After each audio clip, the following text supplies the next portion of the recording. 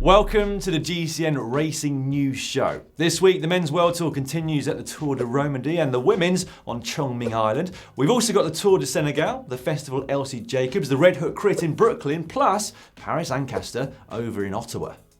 Let's start then with the Tour de Romandie, which always provides some exciting racing, this year being no different. Michael Matthews will be relieved to finally be back to his best. After a particularly tough start to the season, the Australian won the hilly 4-kilometre prologue to take his first win of the year.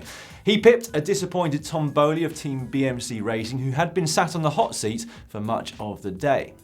Omar Freile took a strong sprint victory from a reduced group on stage 2, but on stage 3, it was the day of the breakaway. And you can probably guess who was in it. Yep, Thomas de Gendt. The whole peloton knows exactly what he's going to do. The rest of us know what he's going to do as well, but he still seems to manage to pull it off with alarming regularity. Teammate Victor Campenaerts was crucial to his success, riding his house out in the breakaway, but it was down to de Gendt to finish it off, which of course he duly did, holding the peloton at bay by a full 2 minutes. Team Sky's Luke Rowe summed things up in 4 concise words. De Gendt, absolute weapon. Stage 4 played a major part in shaking up the overall classification. A superb performance by the prodigy, the phenomenon, the sensation that is Egan Bernal saw him win the 10-kilometre uphill time trial. Quite the ride really, considering that he broke his collarbone just a few weeks ago. Team Sky's Luke Rowe summed things up in 4 words. Egan Bernal, absolute weapon. Now, according to Amati Piorali on Twitter, Bernal averaged 6.63 watts per kilo for 25 minutes en route to victory, which really is quite amazing. As you can see from that table though, Primož Roglic gave us confirmation of his form, as if we needed it, by finishing runner-up on the day. And with that, he narrowly held on to his leader's jersey by just 6 seconds. It did make for a thrilling stage 5. Team Sky and Egan Bernal threw everything that they could at Roglic, but despite a series of searing attacks by the Colombian, he wasn't able to shake off the yellow jersey on the final climb. There was a well-timed attack from the Dane Jakob Fuglsang on the final descent, which saw him take the stage and leap 11 places up to 4th on the general classification. However, it was job well done once again for Primož Roglic. That day, he effectively sealed his 2nd World Tour overall general classification win on the trot, adding the Tour de Romandie to the Tour of the Basque Country from a few weeks ago. And since he missed out on our Rider of the Week that week to Sylvain Dillier, we thought we'd better give it to him this time around. Thoroughly deserved, well done Mr. Roglic. What will be interesting though is how far he can go. I mean, could he actually make the podium of the Tour de France this year? He is 28 years old now, but as a latecomer to the sport of cycling, he's making huge improvements year on year. You can let us know your thoughts on this in the poll that you will see on the screen right now. Where do you think he will finish at the Tour this year? Will he win? Will he be on the podium? Top 10 or top 50? You decide. In fact, he'll decide, won't he? But we'll find out what you think. Right, the final stage saw a bunt sprint, but without some of the sprint stars on the line. Fernando Gaviria and Elia Viviani were amongst those who were eliminated after finishing outside the time cut on the time trial. Taking advantage of that fact, and also his first pro win, was Pascal Ackermann of Bora Hansgrohe. The Tour of Chongming Island is now in its 8th year, and this year marked the first stage race in the 2018 UCI Women's World Tour. It's located just off the east coast of China, and the island hosts a 3-day race which totals 360 kilometres.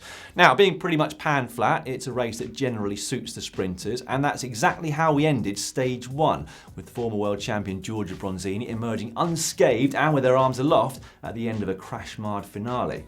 Kirsten Wild and Jolien Dore were amongst those affected. We expected another sprint on day 2, but instead we had a breakaway success. A 5-rider break went clear about midway through the stage, with Charlotte Becker getting the better of Australian champion Shannon Malseed on the line.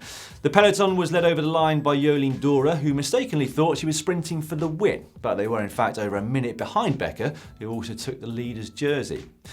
Her team, High Tech Products, then defended admirably on the final day, which did end up in a bunch sprint, this time won by Kirsten Wild. Quite a remarkable comeback really, considering how hard she'd come down on the opening day of the race. The Women's World Tour will continue with the 3-day Tour of California, now coming up in mid-May. It's fast, it's furious, it's dangerous, and it's quite possibly the coolest event on the cycling calendar. Last weekend saw the first round of the Red Hook Crits take place in Brooklyn over in the USA. It's an event with a really great story behind it. It started out in 2008 and has since expanded beyond Brooklyn itself, with events taking place in London, Milan and Barcelona later this year.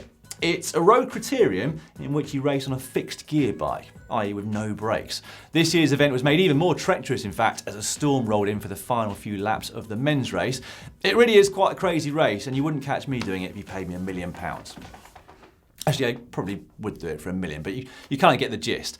The men's event was won by Filippo Fortin, who interestingly has not long finished the Tour of the Alps, which you wouldn't imagine would be the best preparation. However, Fortin is a road rider and track specialist, a combination which perfectly suits the Red Hook Crits. It certainly upset the specialised Rocket Espresso squad, who had ridden a faultless race the whole evening to set up their sprinter Justin Williams, who ended up a very close second.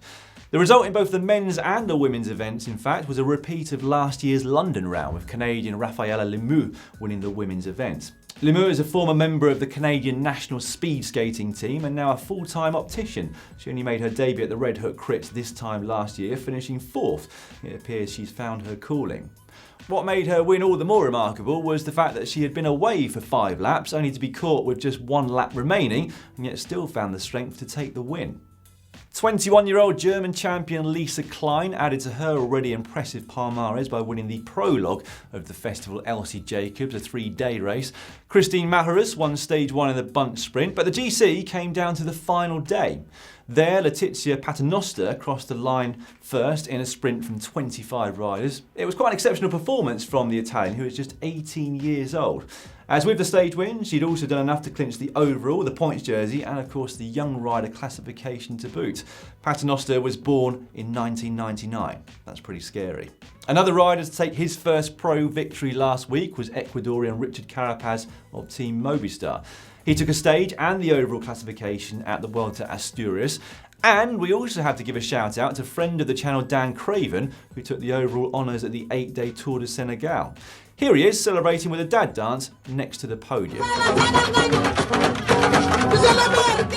Our non-pro event of the week is Paris-Ancaster, which is now in its 25th year. Organisers pay tribute to Paris-Roubaix each season by seeking out the roughest farm lanes, trails and gravel roads that they can find around Ottawa. There are 20, 40 and 70 kilometre route options. Over 3,000 competitors take part, and it has quickly become one of the biggest and best cycling events over in Canada. As you might expect, the race is well suited to the cyclocross crowd, and as such, stars of the mud such as Jeremy Powers and Helen Wyman showed up to strut their stuff. However, they could only both manage 3rd on the day.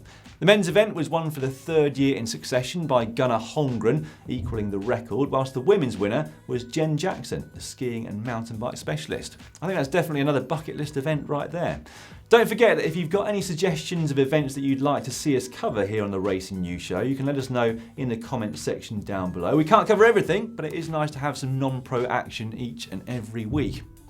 Right, that's it for this week, but next week, as you well know, it's the start of the Giro d'Italia, the first Grand Tour of the year, which kicks off in Israel on Friday, and you'll be able to find our big GCN Giro d'Italia preview up on the channel this week. Speaking of which, if you fancy a special edition pink t-shirt, such as this one, you can head over to shop.globalcyclingnetwork.com, a link to which you will find on the screen right now. Thanks to all of you who pointed out last week that this perfectly matches my skin tone. I shall take that as a compliment. Right, subscribe to the channel by clicking on the globe and then click just down here to see Matt's Essential Italian Cycling Phrases.